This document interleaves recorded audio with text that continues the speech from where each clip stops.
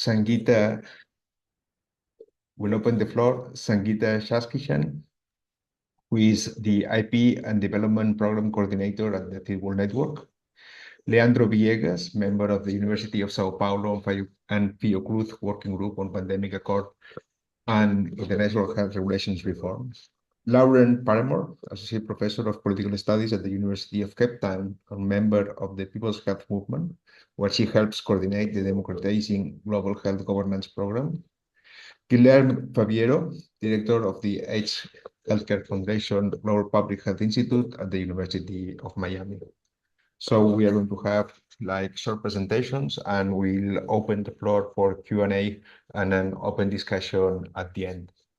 And without any further ado, I give the floor to Sangeeta, who will deliver a presentation. Thank you. Okay, I hope everyone can see my slides. So my presentation, thank you very much, Jaume, for the introduction. My presentation is going to focus on the text as proposed by the Bureau and trying to unpack it. You may have already seen a few op-eds, articles, analysis out there, that is quite critical of the latest text that the Bureau has proposed. And I'm just going to go through some of the key aspects of the Bureau's text. So let me just start. I think whenever we look at the Bureau's text, we have to be aware that what are we trying to achieve here? That is the objective of the pandemic agreement, which is to prevent, prepare, and respond to pandemics. And the entire action is to be guided by equity, right? And this pandemic agreement came on the back of COVID-19, but this is not just about COVID-19. We have seen inequity before COVID-19. We saw it during the H5N1 outbreak of influenza, which led to the PIP framework, Pandemic Influenza Preparedness Framework. We have seen that in Ebola, and we have seen that post-COVID-19, which is Mpox. We have also seen similar inequities, right, of access. And so here, what we're talking of, the context is not your normal context. The context is one of health emergencies, which means it's a global crisis, right? And we have already been through one of the biggest global crises, COVID-19, which has social consequences, economic consequences, health consequences, and it will impact societies for many, many years and decades to come, in the North as well as in the South. So the idea here is to come together, international cooperation, have an instrument that works for everyone, that will deliver and address the inadequacies that we saw during COVID-19, right?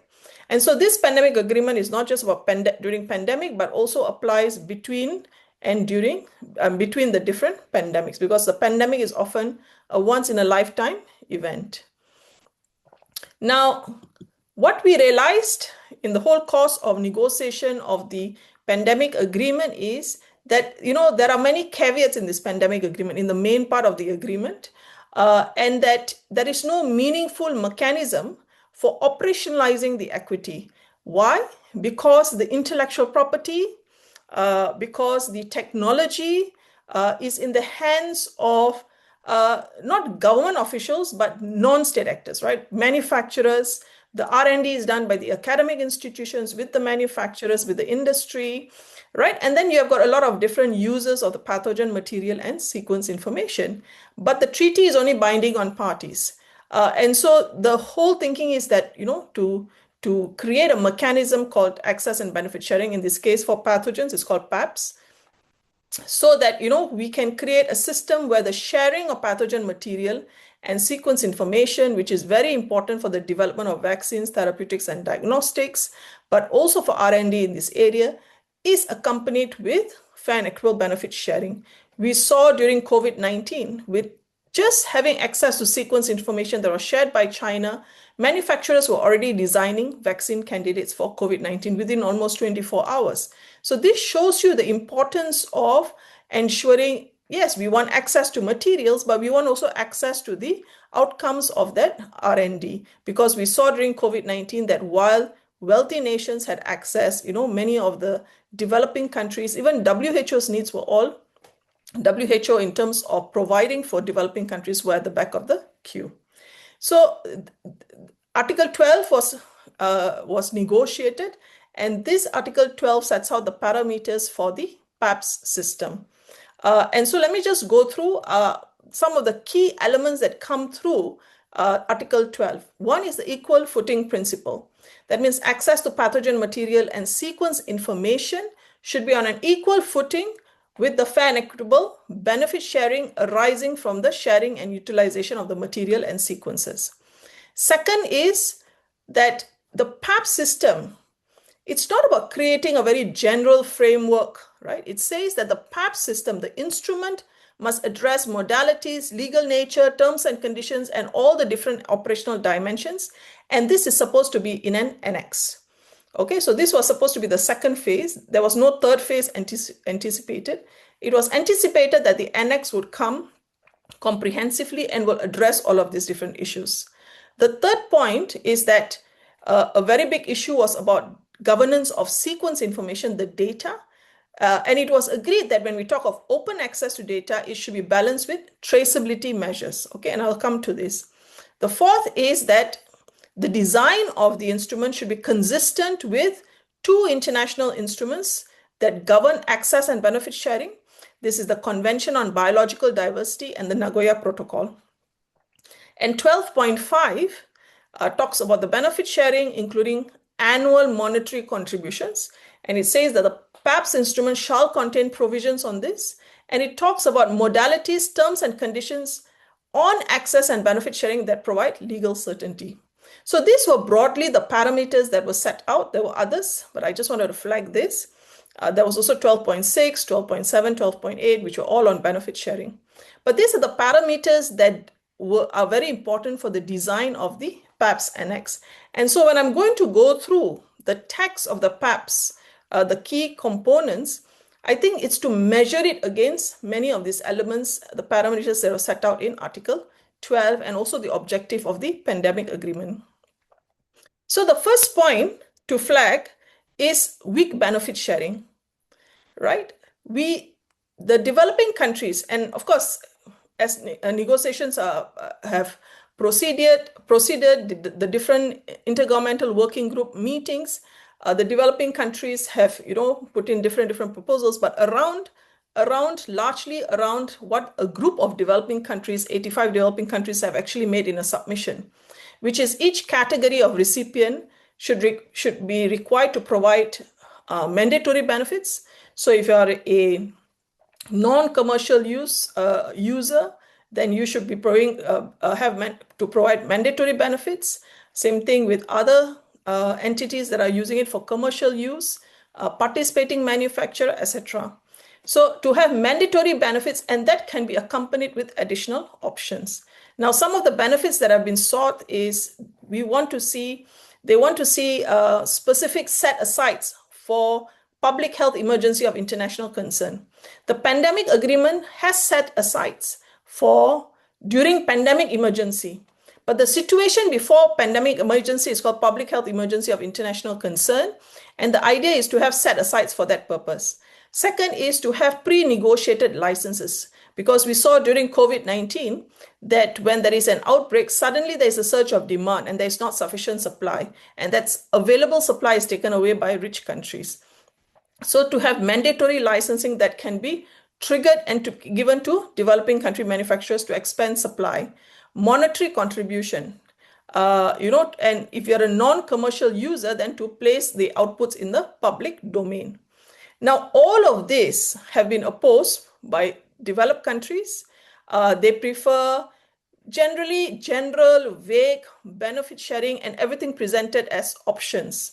They do not want to see much legal certainty, and they are not interested in the equal footing principle. And if you look at the Bureau's text, Bureau accommodates the EU's position. There is all the proposals that developing countries have consistently made in all the different IGWIC meetings, including the last IGWIC meetings, have just been disregarded by the Bureau. No justification has been given. There are no set-asides. There are no production licenses. There's no certainty of annual monetary contributions. And there's no concrete commitments coming from most of these users. And so that also undermines the equal footing and legal certainty principle. Standard contracts. Yeah. There are no standard contracts, right? Developing countries have said, the sharing of PABS material and sequence information has to be, the terms and conditions have to be stated in contracts. These have to be legally binding contracts. And this is how normally ABS works. The terms of use and the benefit sharing is stated in a contracts, and the contracts are concluded prior to giving access.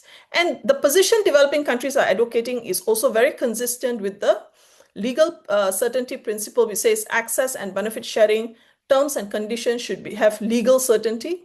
It's also very consistent with WHO guidance. It is very consistent with international precedents like the PIP framework, which has got 2 standard agreements for the sharing of flu samples. So the proposal developing countries have made is very consistent with domestic practice, also international practice. All of this is opposed by the EU and Norway. They oppose contracts, they oppose standard contracts, they oppose accepting contracts prior to access, and their attempt has always been to delink access from benefit sharing. Yeah. And the position they are advocating, it's not even consistent with what they are doing nationally, because nationally, when their labs share any kind of material, it's always underpinned with a contract, and these contracts are standardized. Even when it comes to sequence information, Germany has typically supported the use of user registration and data access agreement for the sharing of sequence information. They have even had a fight with the WHO to actually defend that approach. But here, when it comes to PABS, they are very much against it. So we see the Bureau's text also accommodating this position. If you read the Bureau's text, there is no mention of standard contracts.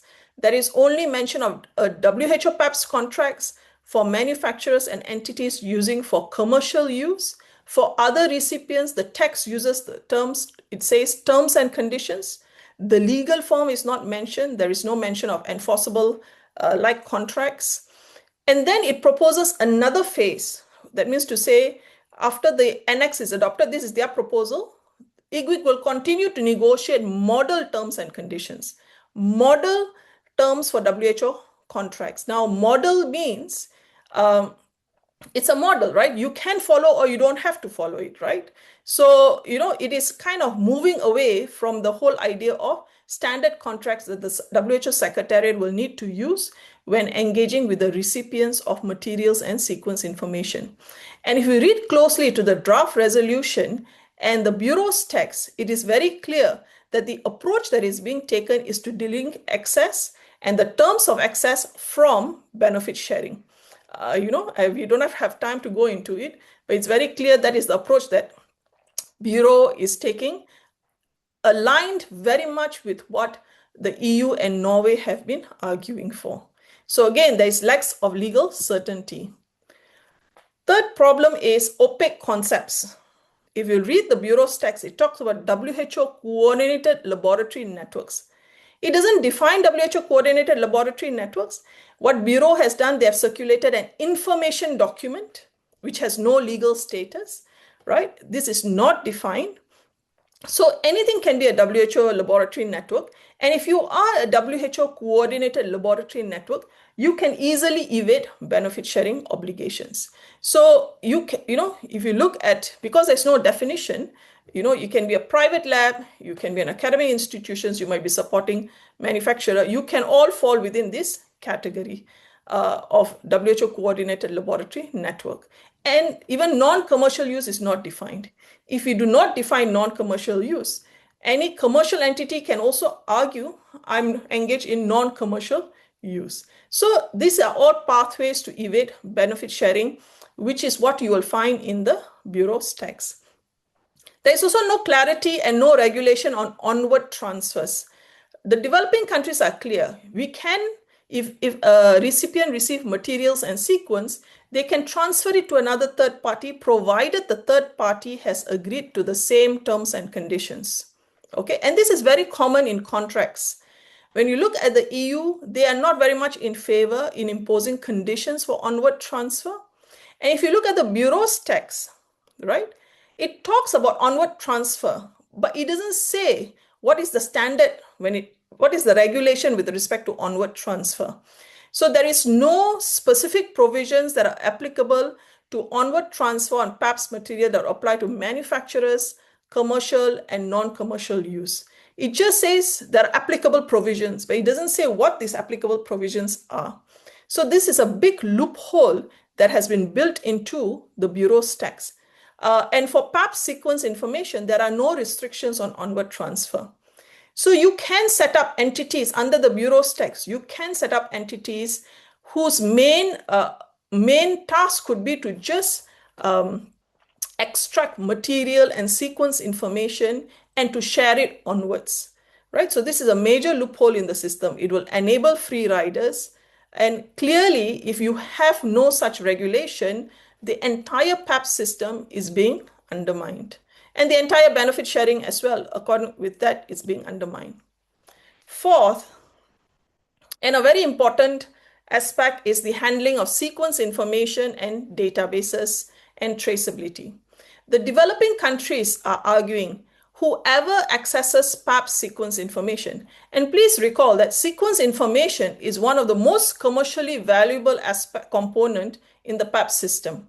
With the rise of technology and AI, companies only really need sequence information because they can actually generate material from the sequence information.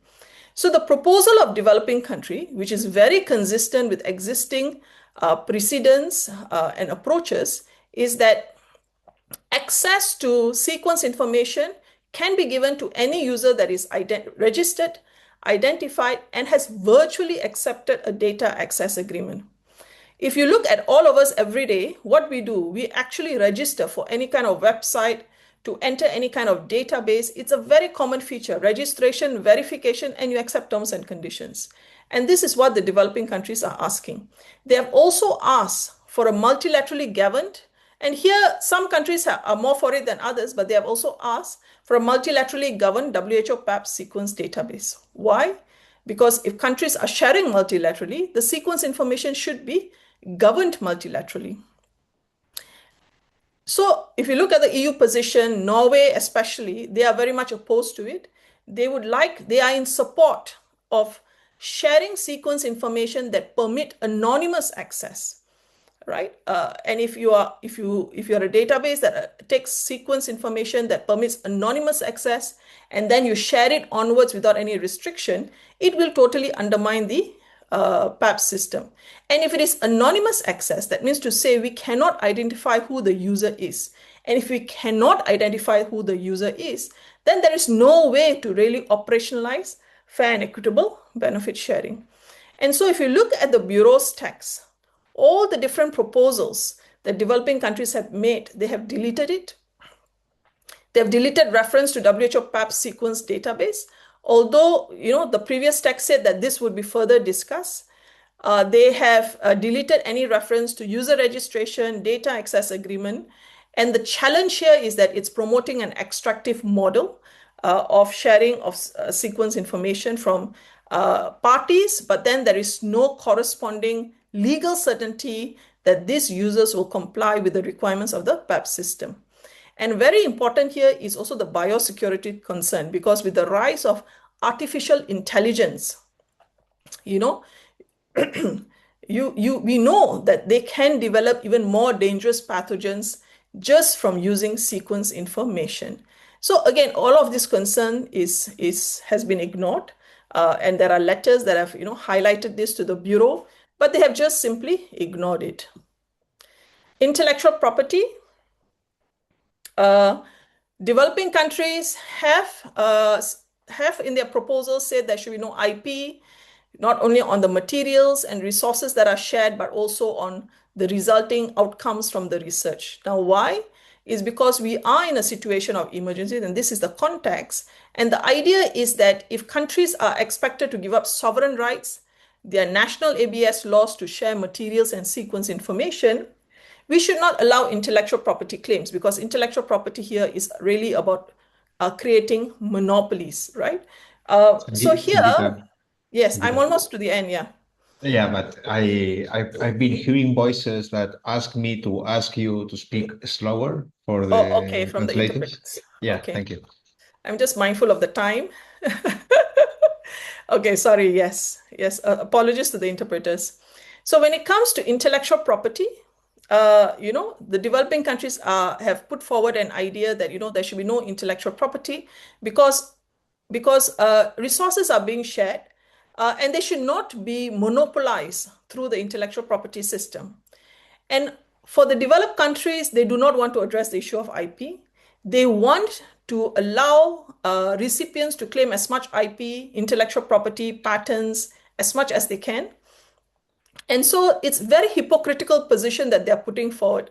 When it comes to sequence data, they're saying, no, it's all we should have open access. But on the other hand, when it comes to their own, their entities generating different outcomes from the use of the shared resources, they say it should be proprietary rights. So this is a very hypocritical position that is being taken and definitely not in the interest of public health. And so when we come to the Bureau's text, again, you see it reflecting exactly what EU wants to see. They have taken no position that even is in favor of public health. Even WHO's own sometimes terms of reference, documents on intellectual property talk about availability, affordability, license back. All of this is not mentioned in the text. They don't even distinguish between commercial use and non-commercial use. Typically, when if you are non-commercial use, you should not be allowed to claim any kind of patents. So the Bureau's text actually allows for shared resources to be monopolized through intellectual property. So these are the few big points I wanted to flag. We have done detailed analysis on the text. I think the concern we have with the Bureau's text is that it's almost as if developing countries have not put in any kind of proposal. And this is the large number of developing countries that they have just ignored the proposal and accommodated the European Union, Norway position, right? And you would say, why? I guess we ask ourselves why as well would the Bureau do this? I think it's because we hear within the Bureau as well, there are a few Bureau members like Australia, maybe UK, that would like to reflect mostly the EU position and are not interested in achieving equity or public health. We see a rollback on Article 12, the principles and elements agreed in Article 12 of the pandemic agreement. I already spoken about, how it undermines the equal footing principle because the annex places obligations on countries to share material and sequence information, but it does not set up equitable mechanisms for handling the material and the sequence information. And it also does not set up delivery of concrete benefit sharing. And so what we see is not legal certainty, but legal uncertainty. And I think the undercurrent is really that this is about, at the end, enabling exploitation and biopiracy. And I think if you look at the draft resolution that has been proposed, it is proposing a second phase, which, if we are already at the second phase, technically, where it is, we see a rollback of what was just agreed last May. If we go for a third phase, we are likely to see further dilution of what we have agreed in the pandemic agreement, and then they will roll back also on what has been agreed on the annex as well. So I just want to mention that I guess the one worry we have for the next IGWIC is really that, and we're already hearing rumors about how one of the tactics that is going to be deployed is really to strong arm the developing country and put them in a very difficult position so that they will not actually propose tax. They will, some kind of bullying tactics are going to be likely to be used to push the tax forward because this is perhaps what, they feel will get us a conclusion by May. So the motivation has now no longer been what is good for addressing health emergency. The motivation of the Bureau has really come, okay, we need to have something, so we'll have something by the next, May, by May. Just to mention that there have been a lot of global protests, there has been a lot of outrage and unhappiness amongst various stakeholders, civil society, communities, with the approach that has been taken by the Bureau, the positions of the EU, in particular EU and Norway.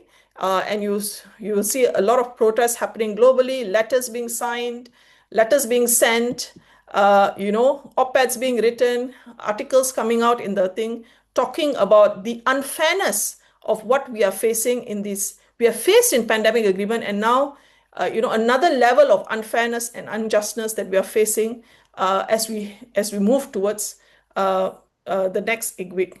So with that, I just end my presentation. Thank you. Thank you, Sangeeta, for this very comprehensive assessment of what's at stake. I think that there are several points that are going to be also reflected for the next panelist. I would ask participants, feel free to share resources in the chat. I mean, I see many authors of op-eds and letters among participants today, so please share it. And also, I would like to remind the panelists to speak not super fast, so interpreters can follow and stick to the time, even though we are good. Sangeeta has made an effort to stick to her a lot of time, and we thank her for this. And now I will give the floor to Leandro Villegas, that, as you might remember, he's a member of the University of Sao Paulo and Fiocruz Working Group on Pandemic Accord and international health regulations reform. You have the floor, Leandro.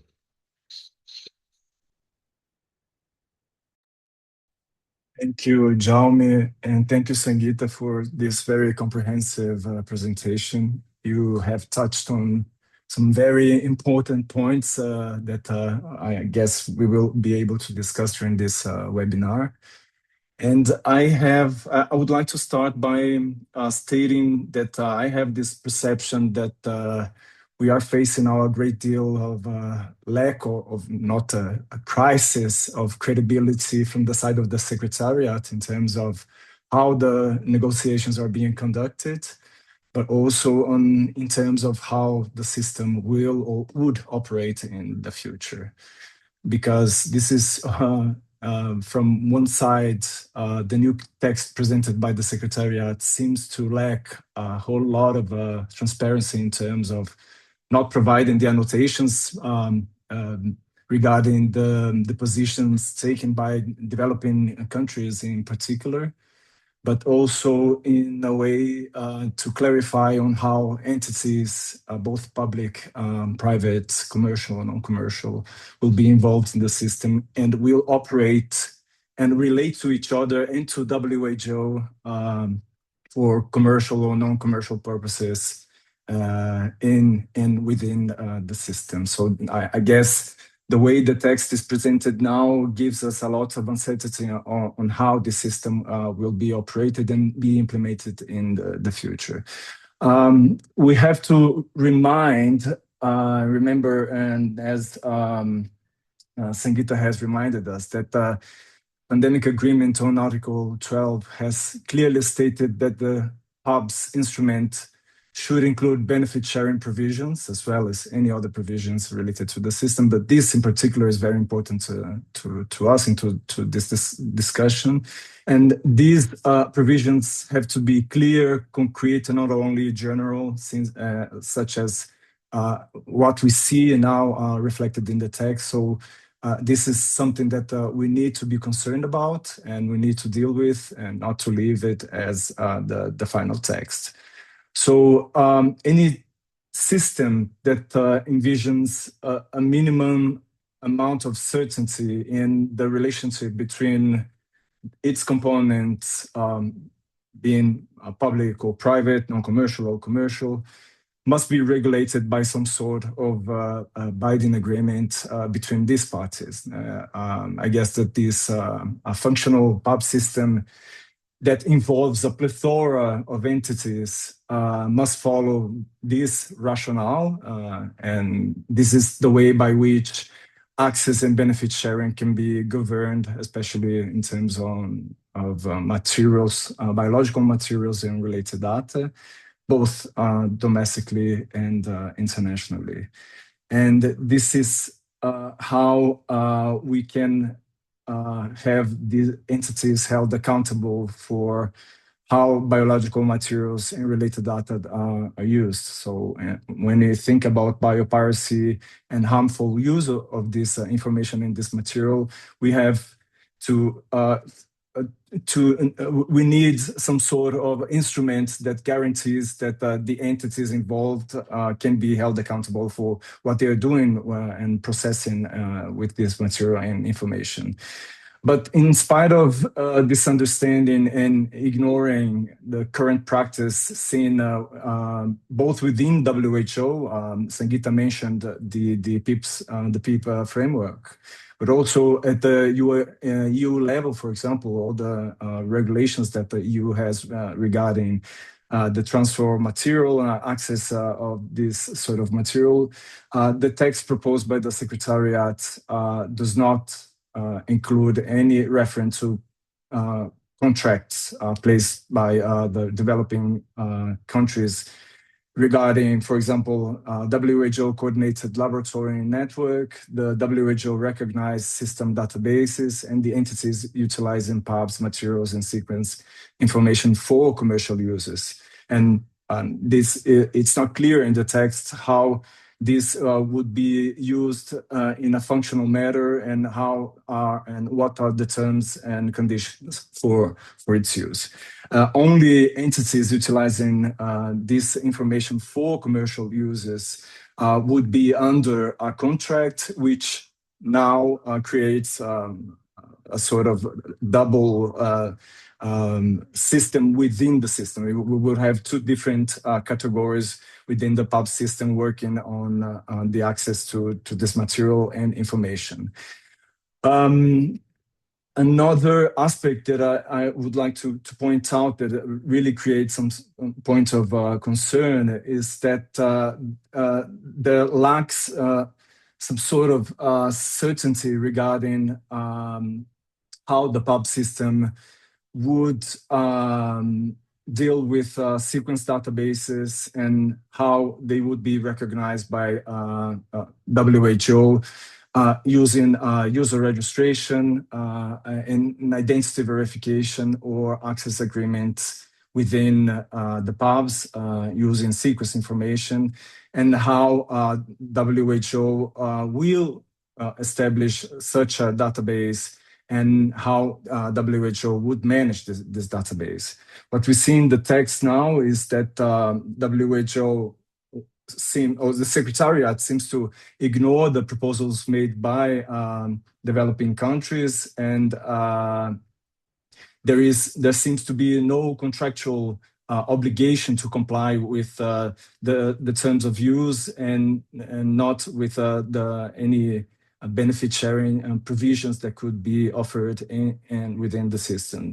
So it also raises concern on how this information and these materials will be used, and it raises a concern on the dangerous consequences in terms of biopiracy and also in the use for harmful purposes by the entities involved in accessing these materials and this information. Well, the list is long. The text, as it's being currently presented for the next phase of the negotiations, seems to lack a lot of transparency and credibility for the system. And I guess it does not attend the expectations of the pandemic agreement, in particular regarding equal footing and how entities would be held accountable for what they'll be using with this material and this information. So thank you very much. Thank you, Leon, that you raised like additional points of concern. I think it's a very good combination with what Sangeeta was saying. I will give the floor now to Lauren Paromer, who is an associate professor of political studies at the University of Cape Town and also a member of People's Health Movement. Lauren, you have the floor. Thank you so much, and good day to everyone. I think one of the places to maybe start is how Sangeeta started and to think back on how we got to this moment. So in October 2020, India and South Africa tabled the TRIPS waiver proposal. And the EU, in response to that, in not the World Trade Organization, but at the World Health Organization, made an intervention that said, this waiver proposal is limited. It's not comprehensive enough. We need a pandemic agreement. And we need this agreement to promote equity and solidarity in pandemic preparedness and response. The issue of pandemic recovery has fallen off the table, but it was there initially. So I think, to echo Sangeeta, we need to think about whether what we have in front of us in terms of the 9 March text on the PABS annex proposals is something that will promote equity and solidarity in PPR. And my worry is that it won't. I think what we have right now is a text that proposes unhindered access to pathogens with pandemic potential and uncertain access to benefits. And so really, if that's the state of the text, it also means that the proposals in this text actually are going back on the equal footing principle that was already agreed upon in the pandemic agreement in May 2025 last year. And so I think that's really problematic. When we look at the 9 March text, I think there's something very telling in the text. The section on aim, this phrase on an equal footing appears twice in this text. In the aims and scope, it's greened. In the implementation section, it's not. And I think that's a kind of synopsis of where we are at the moment. So I want to speak about a couple of things. The first is benefit sharing. Sangeeta already mentioned that the benefit sharing provisions in the text are weak.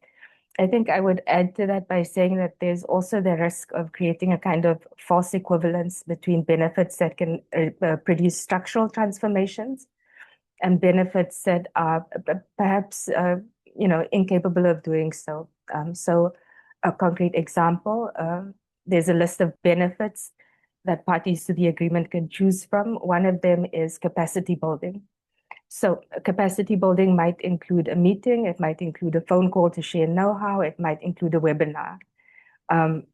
It's important, it's not unimportant, but it's also something that's often done at a level below a global treaty. So for example, between researchers at universities. There's also another benefit sharing mechanism that's being proposed. So licensing.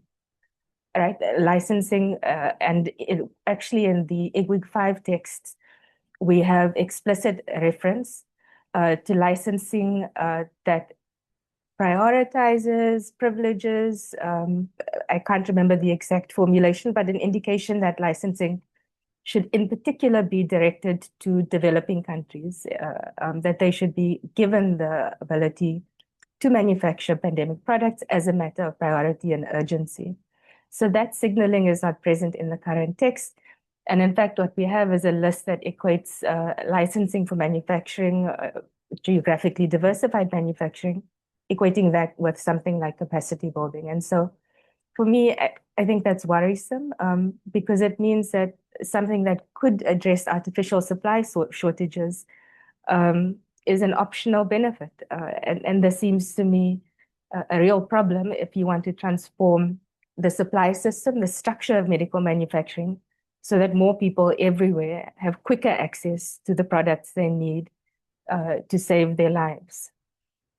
So that's on the issue of benefit sharing. And maybe also just to add, that the EU is, for example, engaging in the Global Gateway Project on the African continent. Through that project, there is meaningful work being done on vaccine manufacturing, right? So it's not that it isn't contributing to, for example, medical manufacturing. I think my concern is if you're not doing, for example, benefit sharing, a compulsory benefit being licensing, if you're not securing that at this level, it might undo all of the work being done to build medical manufacturing capacity so that there's better preparedness in future pandemics. So that's on benefit sharing. I think the other thing that's really problematic about this text is that the previous text had percentage allocations for VTDs, vaccines, therapeutics, diagnostics, also for a level below pandemics. So, for example, for fakes and outbreaks, those percentage allocations were proposed by Global South countries, and they've now been erased from the text.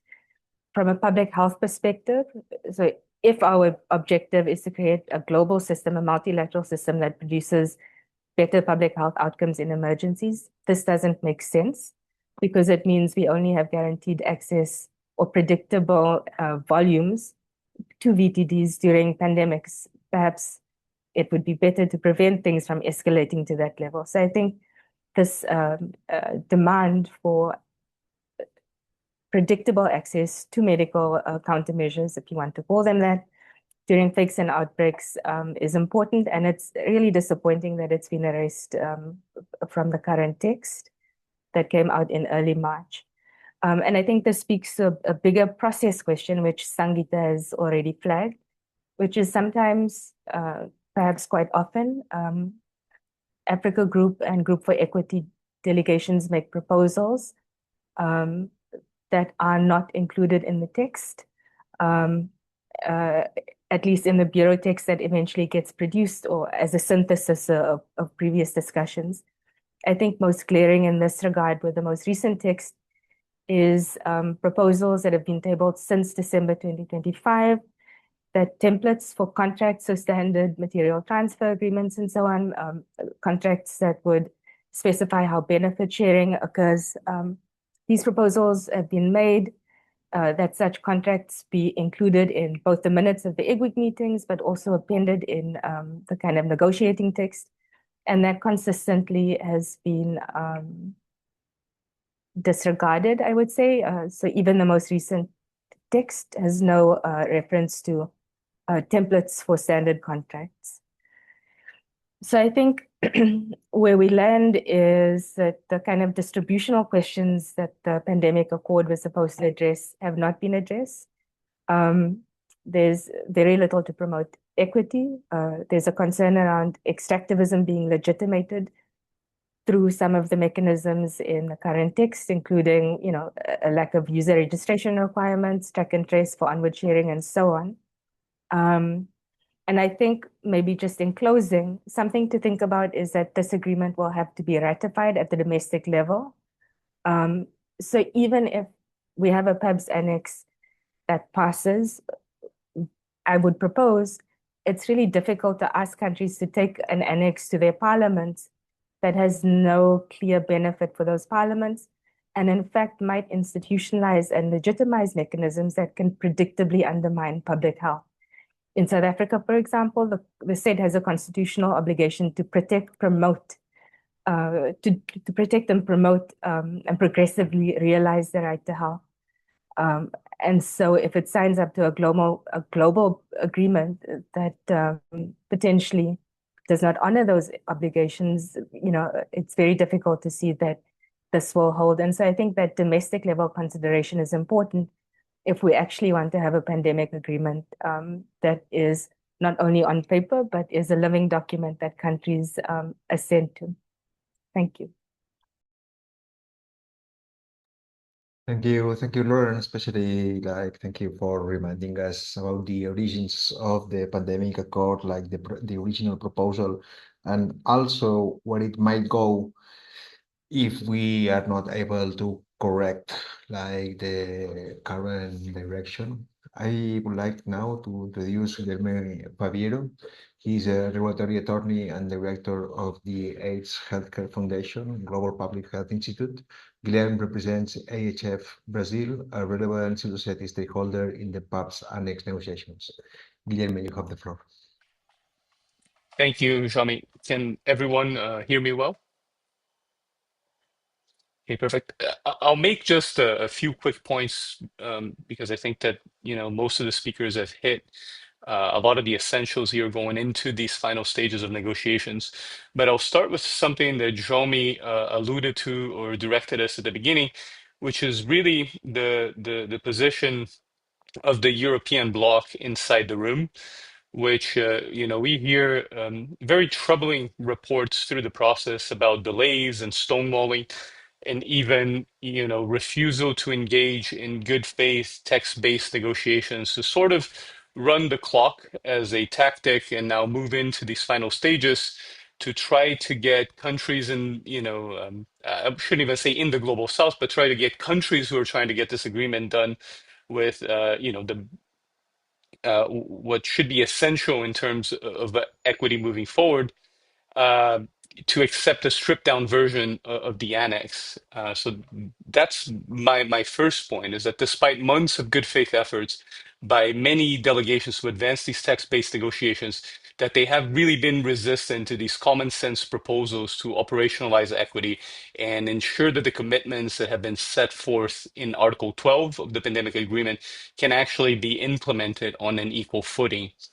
More troubling still, right, is that, as was the case in May 2025, we hear that there's pressure from the DG's office, we hear that there's pressure from the Secretariat on developing countries to accept this deal while bearing the full burden of making multilateralism succeed at any cost, even if this comes at the expense of their negotiating positions, and even if this comes at the expense of equity. And so from the outset, I think we should make clear, at least that's our position at AHF, is that, because the European has chosen to act as a bloc in what appears to be opposition of these equity provisions, that the onus should fall on them should this fail, right? And which brings me to my second point, is that, we hear reports from the room because civil society has been kept out of the room for the majority of this process, despite other fora allowing for civil society to be observers in the room. For this process, we're given 30 minutes, right, each day when we're lucky to sit there and listen and provide some feedback through these short interventions. But at the end of the day, we don't really know what happens. And sometimes what we often hear is that there's a disconnect between the rhetoric of countries outside of the room and their attitude and rhetoric inside the room. I think if I had to characterize what's been going on in these negotiations in simple words, is that we've had this shifting of the goalposts throughout the negotiations, tracing back all the way back to the INB, towards less and less equity. And now, really, are at the, for those of you who follow football, right, on the last 5 minutes of the second half, and all this pressure is mounting to get the agreement done, get the agreement done. Well, we have been asking for provisions to operationalize equity from the outset, before there was even an agreement that was being officially negotiated. And back then, the attitude of the European Union was, everyone's safe, no one's safe until everyone's safe. So why doesn't that attitude actually reflect in practice in what we see?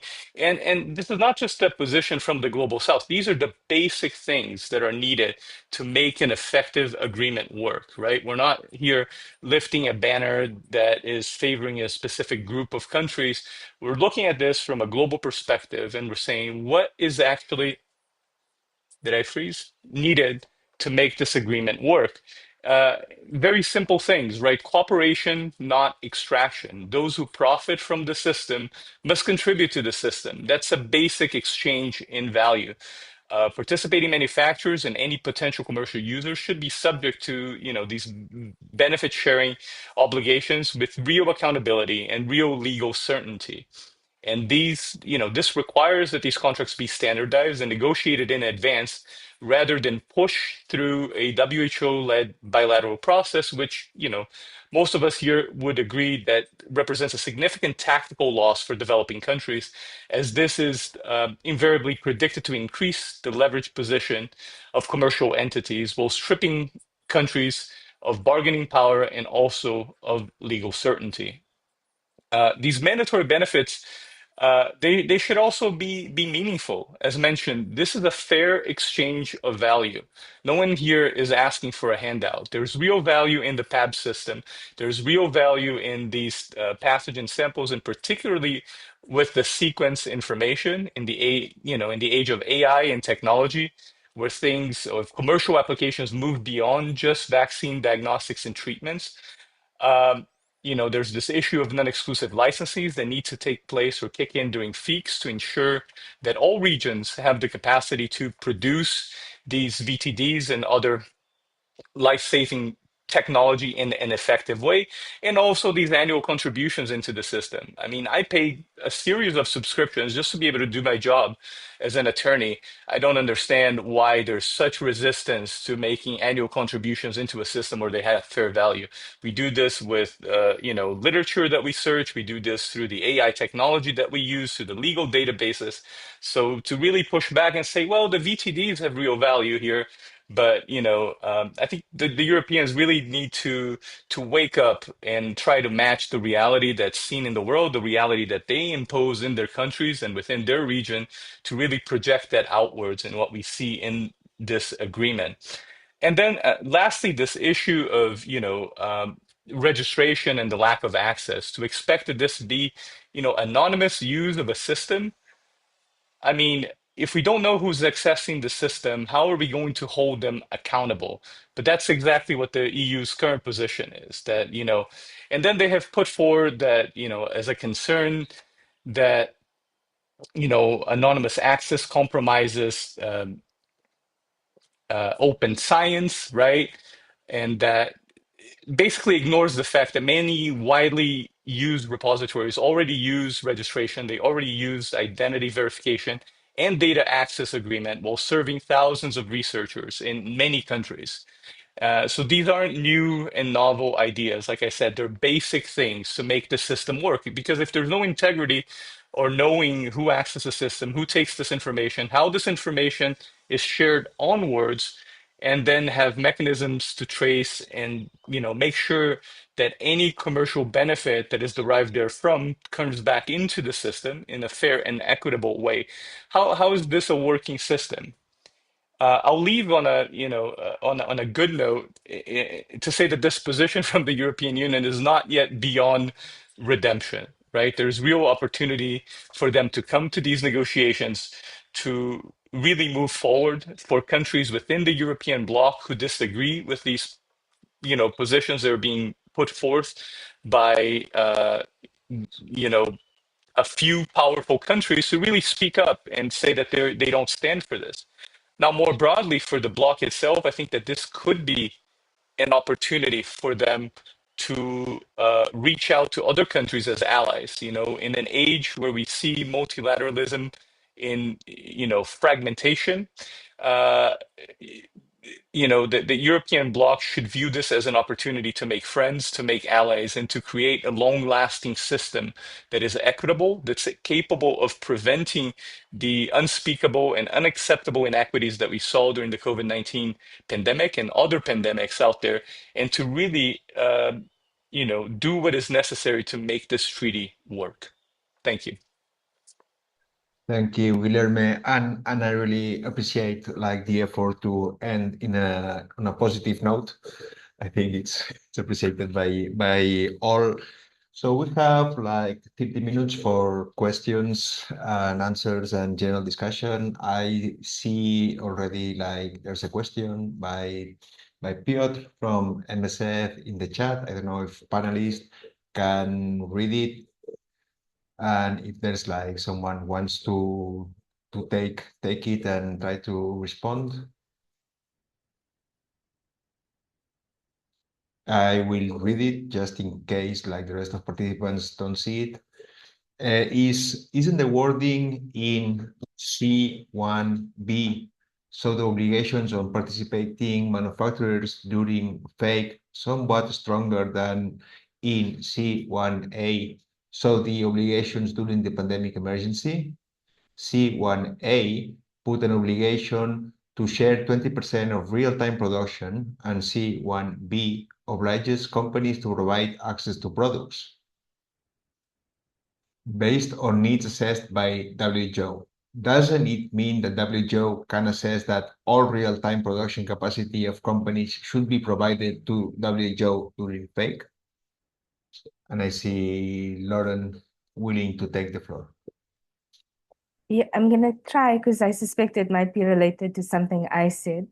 Um, so I was making reference to the percentages. In the most recent text, there are no percentages in C1b. In the on-screen text from earlier, from IGWIG 5, there are percentages. So for example, there's a proposal of at least 8 or 10% of real-time production free of charge and the remaining 12 or 10% at not-for-profit prices. So I suppose one, the textual proposals of Global South countries, which these were, have been erased from the current text. That's the one point. And then I suppose to the point of, can WHO not assess that all productive capacity is needed? I think it could. I think politically it's unlikely to do so. And so that's my concern about that language. I think when you have specific proportions in the text that can be demanded, in some sense, there's more predictability than depending on the Secretariat, its willingness to assess what's needed. And I think that those assessments might be conditioned by sensitivities beyond public health needs. So, but I'll hand over to Sangeeta. So I think, so on the first hand, if you look at it, it seems like that, and maybe those who don't have the text, we have just shared the text in the chat. So if you look at C1A, first point to note is that it's not 20%. It's a target of 20%.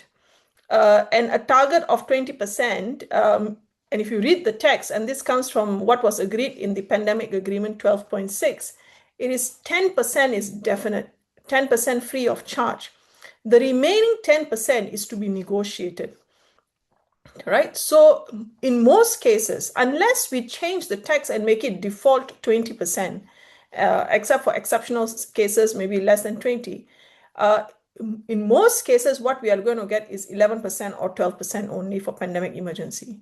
So it says a target of 20%, right? But if we were to standardize the contract, and we can say then in the standard contract that, everybody should be giving 20% unless certain circumstances emerge, right? But here, if you look at the text pandemic emergency, what is definite is only 10%. The other 10% is to be negotiated. And it is why the EU does not want to have standard contracts. They want to have this negotiation where, it's a very unequal position, because if a manufacturer, and these manufacturers, many of them are very big and powerful, very well resourced, right? And, they tell WHO, I'm not going to give this much. What is WHO going to do, right? So this is why the need for as much standardization as we can, so that we can achieve that 20%. Second is that if you look at C1b, which is about fake, it doesn't say that they shall give what WHO has assessed. It says, shall implement benefit sharing provisions, including options, okay, including options. And if you want to project the text, you can, regarding access to safe, quality, effective vaccines, therapeutics, diagnostics for the pathogen causing public health emergency of international concern, such as agreeing to provide, where available, promptly and on a priority basis, WHO on its request, what it has assessed its needs. So it just says that this is one option the manufacturer can think about and consider. It doesn't say that the manufacturer shall give, and actually the developing country proposal says like that.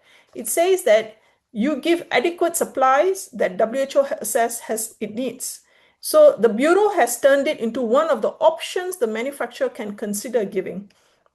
So the text on the face of it may sound like that, but if you read like that, but if you read the entire paragraph, it's an option that the manufacturer can consider, right? So it is less certain, and it's all up to the manufacturer if they want to give something, or they may just agree to something less.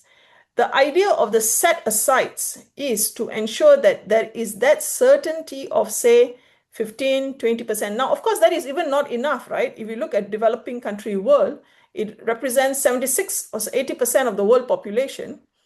What we are getting is, just the barest minimum to cover perhaps the need of the most vulnerable countries, right? And even that set aside for fake is not agreed to. Okay, I see another question In terms of middle position, shall I take it? I was thinking about the other panelists because you have already another question addressed to you directly by name. So on the middle ground between existing positions, and I would ask for very, very, very brief answers if possible, right? What do you think that it's critical and it's possible? Guillermo, you have the floor. So I just wanted to make a quick addition to what Sanjita had said, which is, we were shocked by this bureau's text and how they were stripping of specific percentages. It's almost like they're setting up the system to negotiate against itself, right? Instead of empowering the countries to move into these negotiations from a position of strength, right? And getting together to really come and agreed upon, key bottom line terms, deferring this outward to potentially WHO-led bilateral negotiations. I think it's really just setting these negotiations up for failure from the start. So they might want to rethink that. That was a point that I wanted to add. Okay, Leandro, then I put you on the spot to suggest a middle Yes. ground. Well, first of all, the negotiating text has to show everything that is being negotiated. I guess this is the first thing. We cannot work with a document that is not stating what is at stake. And second thing is that we need a minimum amount of requirements for access and for benefit sharing to be clear throughout the text, and that all entities involved needs to have some sort of agreement, some sort of instrument regulating their relationship with the other parties. So this is the minimum requirements that such a system would have to have, so as to be functional. So this is what I think it's a middle ground for these negotiations. Thank you. Short and clear. I like that. So there's this question about the changes in global health governance. I would like to offer some sort of like response. I think that the issue here, it's like that we are seeing a tendency, and it's very clear, like with the TRIPS waiver and how it ended up in an agreement at the WTO, that like what is being discussed is not being discussed in the room. It's being discussed elsewhere. And the texts that are like supposedly being negotiated are not the real text. You see, in the sense, there's a lack of transparency, there's a lack of accountability, and what we are seeing in this process, and it has been like mentioned several times by the panelists, and now realize I'm talking super fast, has been mentioned by the panelists, is how there is this tendency by the EU to run the clock, to say, oh, we're running out of time, but let's have a meeting, let's spend like this whole working session discussing about one paragraph. There are no proposals, but all of the proposals that are being presented by the Friends of the Treaty or the Equality Group are not being taken into account. And then what we have, it's like it happened again with the TRIPS waiver. Like you see, we need to have an agreement. It's 5 minutes to midnight. And then put the opus on developing countries that you see you need to be constructive and you need to play ball, because if not, we're not going to have a pandemic agreement, and the next pandemic is going to be on you. I'm exaggerating, but the issue here, it's like that if we accept this kind of system or like way of negotiating critical issues like pandemic preparedness, then we can expect that others will be also managed this way. You see, in the sense, there's like a precedent that's being set here. And I abused like the length of the floor, sorry. I don't know if the panelists want to like intervene on this changing global health governance. Okay, and Sangeeta has another question on the issue of patents. Normally are usually for commercial products, but it's not expanded. Can you share some more? Yeah. So within the PABS system, there is, they call them participants of the PABS system in the text. There is this concept called, this network called WHO Coordinated Laboratory Network. Again, as I had mentioned in my presentation, not defined, but in theory, it's supposed to be about supporting public health. It's supposed to be about supporting what you call national laboratories. And this network is normally made up of many laboratories in developed countries. WHO is saying this network is supposed to be a network of networks. And WHO has many different ad hoc networks, which includes various different types of institutions, public and private, okay? Anyway, there is this entity, this concept, WHO Coordinated Laboratory Network. Second concept is WHO sequence databases. We already spoke about that. Entities using for non-commercial use and entities using for commercial use. That includes manufacturers. But when it comes to IP, the provision on IP, what it says is that for all the different these participants, the IP provision says that no claim of intellectual property on the material and sequence information in the form received, And this kind of language has been used in other multilateral fora. The problem within the form received and the problem for public health, is that when we talk about intellectual property in the context of a health emergency, we know it can create access barriers.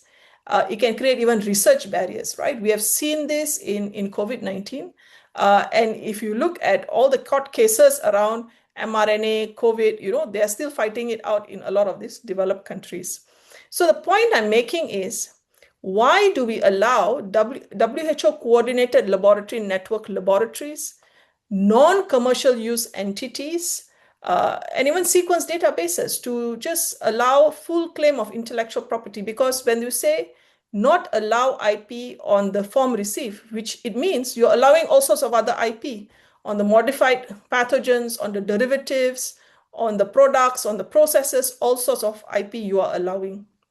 My point is, we should make a distinction between those that are using it, for instance, WCLN, entities for non-commercial use, even sequence databases. They should not be allowed to claim any kind of intellectual property, full stop, right?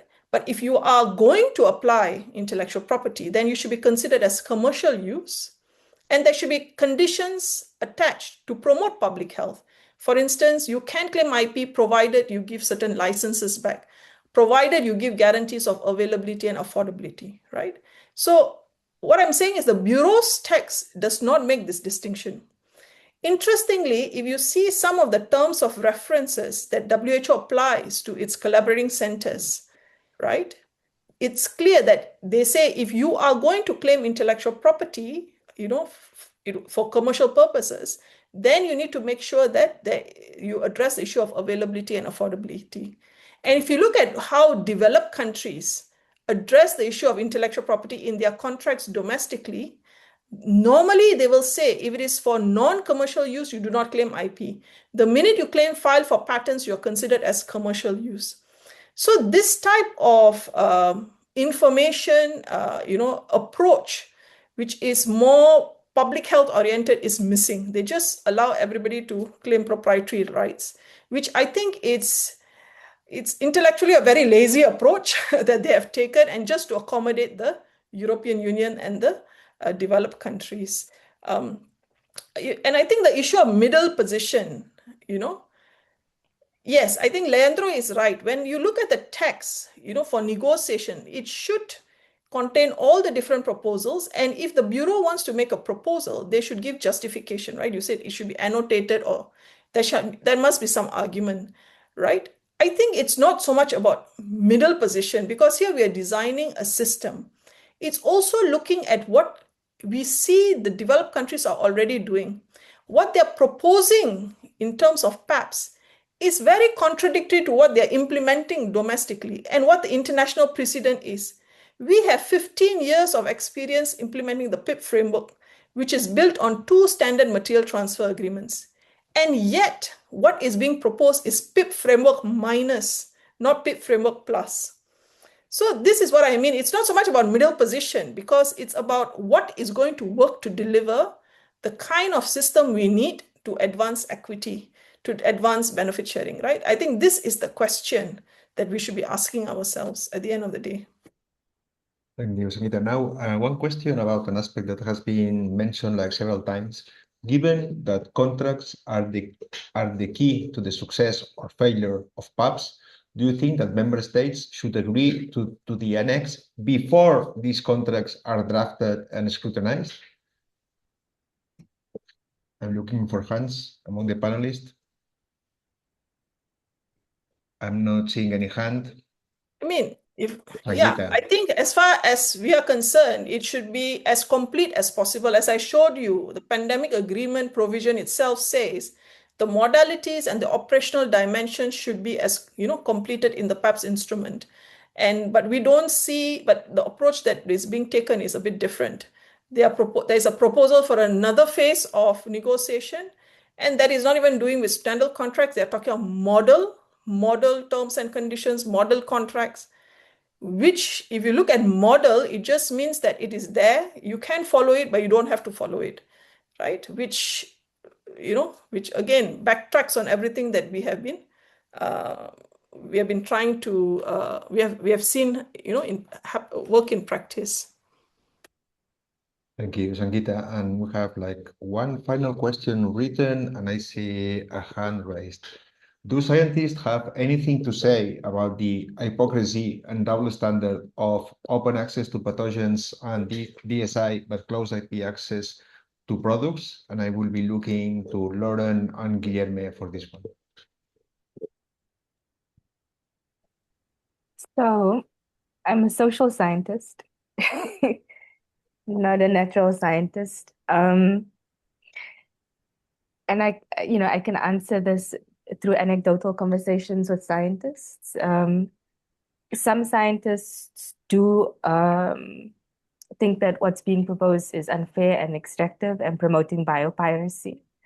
And so, for example, the African Academy of Sciences has tabled various proposals around benefit sharing and access to data, not specifically pathogen data, but including pathogen data. So there are scientists in the African continent that are working on creating a more just knowledge production ecosystem. I think what's harmful is when things like, so one of the big debates, right, has been that, we won't have user registration for accessing pathogens, but we will demand that people should appropriately cite who has generated the sequence information. And I don't want to sound flippant. I think it's important, but academic citation is a standard practice. It's not like an additional bonus that you need to enshrine in a global treaty. And so I think those kinds of concessions, the same thing with capacity building, these are standard practices in academia. Publication counts and so on, they're important. They're often important for individual promotion and success, for prestige in the field. But they're not necessarily connected with a more just system of knowledge production or health promotion. And so I think sometimes, I think we need to be discerning about what really matters for pandemic equity, and what matters in principle and should be respected, but is not a concession in terms of making a better PPR system. It's something that's already being practiced. I think it's very interesting what Lauren is saying, because it's something that we see in this process like over and over, like selling something that is already in place or it's accepted practice as some sort of concession or breakthrough or even like milestone. And I think it's important to look at this finer print. I don't know if there are, Guilherme. Yeah, no. So just to add to Lauren's point, right, is that beyond just credit, I think, just based on conversations that I've had with researchers and with countries in the global south, right, is that they're looking for real collaboration. They just don't want not just the name as a footnote on a paper. Thank you very much. We took the work that we did and now we publish it. We get the grants, right? We get the attention. we get the papers. I think that researchers are looking for, honest and reliable collaboration, right? They're looking for such collaboration to bring resources to the global south. So we have universities that are capacitated to do things beyond just, identifying and sequencing these pathogens and then sharing them outwards without, any anticipated benefit coming back in return. More broadly speaking, and I did share a link on the chat about an article by Tullio, who was in TWN's presentations last week, right, where he describes that all of this groundwork is really done, mostly under national systems, under strained resources. Nurses from public health systems collect these samples, they send to laboratories that are funded by public funds in already stretched, health budgets, that they upload these with good intentions, right, to prevent these outbreaks from spreading across borders. But then these valuable sovereign resources really just get taken, commercialized, and then sold back to developing countries at a premium, if that, right? If that, because sometimes you got to wait to the back of the line to get these things at a premium. So, I mean, really, if it walks like a duck, quacks like a duck, and systematically extracts sovereign resources without fair exchange, it's colonialism. It's plain and simple, and we should call it for what it is. And this is what this agreement should not stand for, right? We should move into these negotiations, right, with a mindset that moves beyond any given negotiating point. Take a step back and say, okay, what is needed to establish a system that's fair and equitable? To establish a system that is capable of preventing just the unspeakable horrors that we saw during COVID-19. I mean, we're talking about here some modeling that was published in Nature, right, that suggests that over 1 million lives could have been saved had these vaccines been shared early with lower income countries. So these are things that have real impact in people's lives. And so beyond, even begging for a footnote in a research paper, I think that real collaboration, resources, right, and a fair exchange of value for what's being provided, as well as recognition of the importance of the work, uh, that's what it's needed. And the Europeans need to come to these final negotiations with that in mind and be willing to look past, the particularities of any given country within the bloc that may be, effectively halting global progress because of, a very narrow agenda that's being pushed in the background by a few. Thank you, Guillermo. Very clear on this. And I see that we have a hand. Moga is asking for the floor.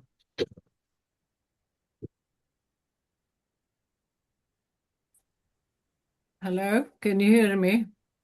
Yes.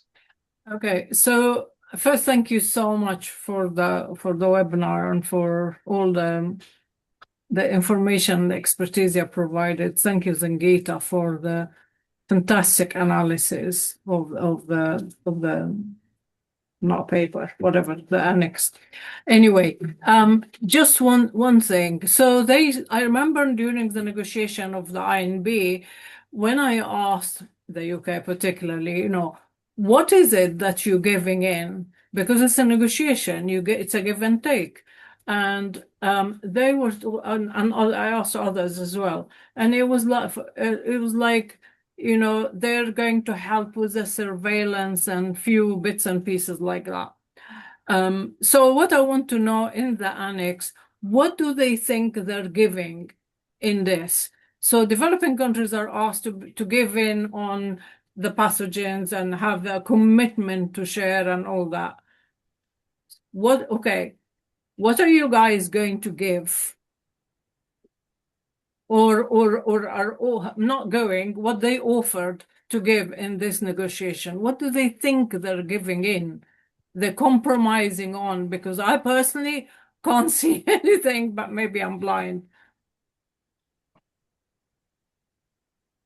Okay.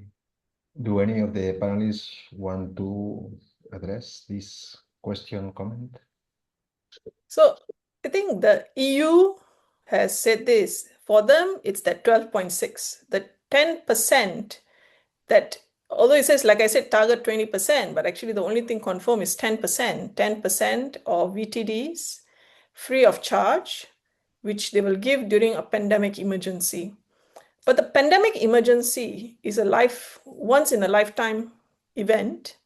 And the EU is also of the view that, we should not put too much pressure on the companies because, if they want to give, this is really their real proposal. If they want to give, they will voluntarily enter into agreement. And if they do, the main commitment is the 10%, right? But but if you look at, we did some work as TWN on, what kind of, if you look, commercial benefits are generated. We are not even talking about the academic institutions who, by the way, also gain a lot of access, benefits, acknowledgement to advance their careers, right? Research grants and all of that. But commercial use, I was just looking at it, right? There is often this idea that there is no profit to be made, no money to be made from these pathogens with pandemic potential because they are pathogens with pandemic potential and there is no market.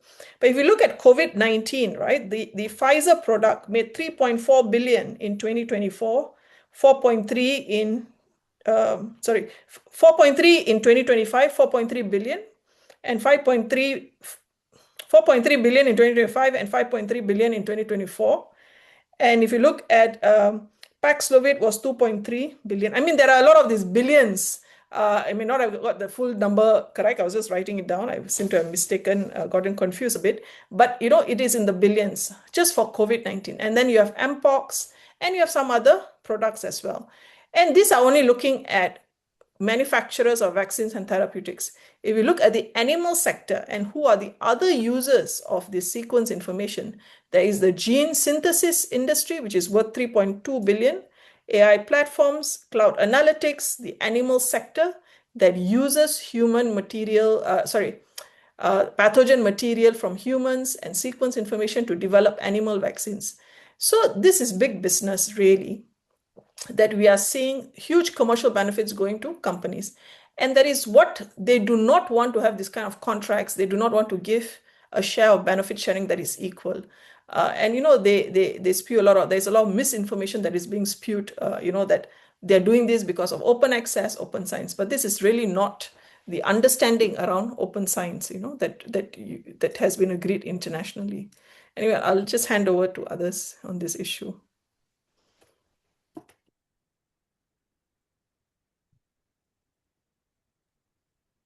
So maybe if I may go. Yeah. So I was going to say that I understand the question is about being what they're giving, but I think for me, the bigger concern is that actually the risk is that they're taking away. So, if the article as it stands before PABS annex negotiations is place benefits and access on an equal footing, then this annex does not operationalize that. And if that's accepted, then you're undoing the work that you did to secure the original article. So I think the rolling back of gains or principles already established is a big danger. And I also think, another danger is if there's a multilateral instrument that's weak and potentially undermines other multilateral instruments, so Nagoya Protocol and CBD, then what does that mean for national ABS laws? Perhaps then it's better not to sign and just have a really robust regional or national ABS regime. So it's undoing an established principle, and then also, for many countries, it takes a huge amount of time and resources to be involved in these negotiations. I think this last meeting in particular, flights have been difficult to access, very expensive. It's an immense amount of resources, and to walk away with an annex that undoes an equal footing principle because you don't know who's accessing the materials, what they're doing with it, where they're doing onward sharing, and so on. It's illogical. I think it goes against the spirit of the main agreement.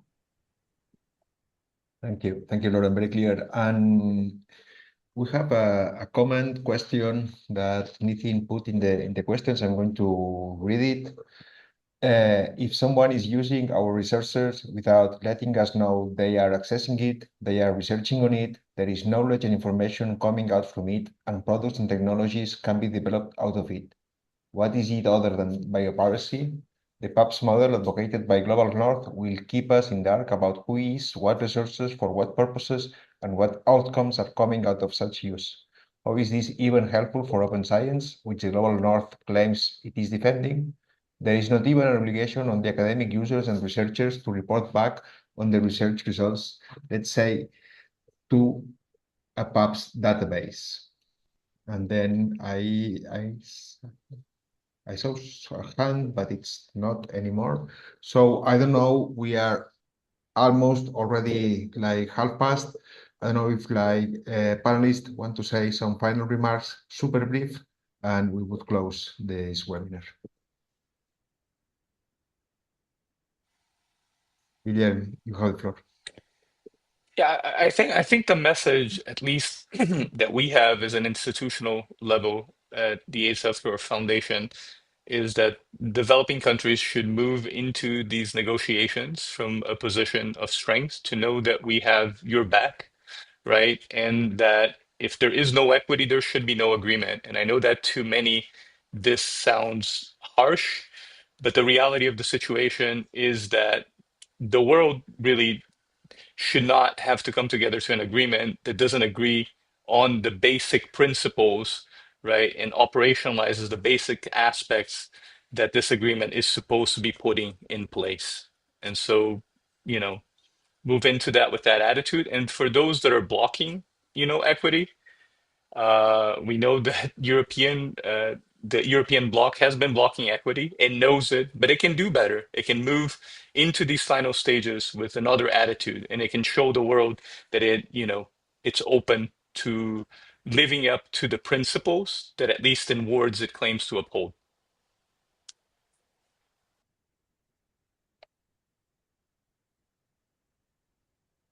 Thank you, Guillermo.